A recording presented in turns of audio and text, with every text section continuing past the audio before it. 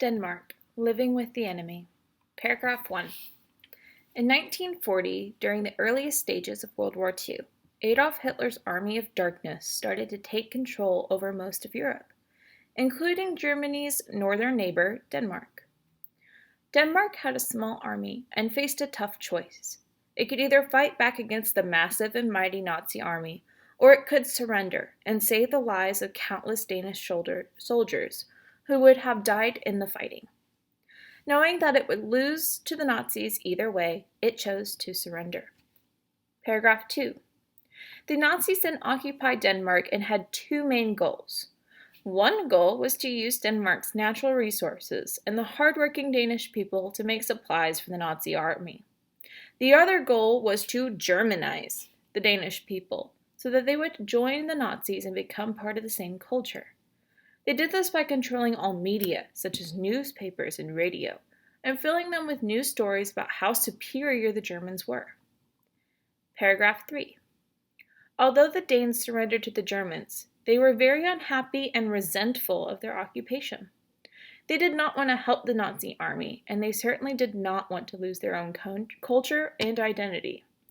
They wanted to fight back, but had to do it in subtle, secretive ways, because if caught, they would be destroyed by the powerful Nazis.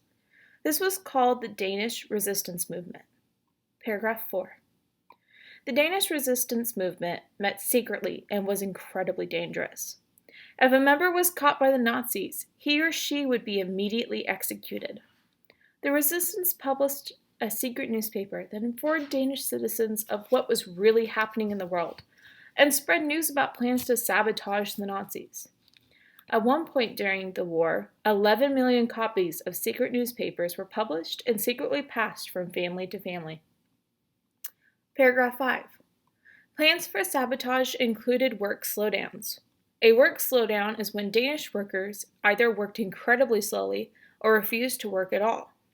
This would cause the Nazi army that was fighting in Europe to stop receiving the resources and supplies they relied on from Denmark.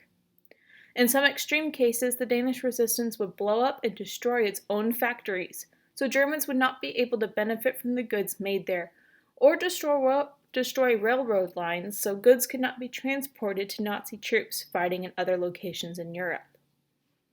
Paragraph 6. To show that they were unwilling to give up their culture to become more German, Danish people took every opportunity to show their Danish pride to their Nazi occupiers.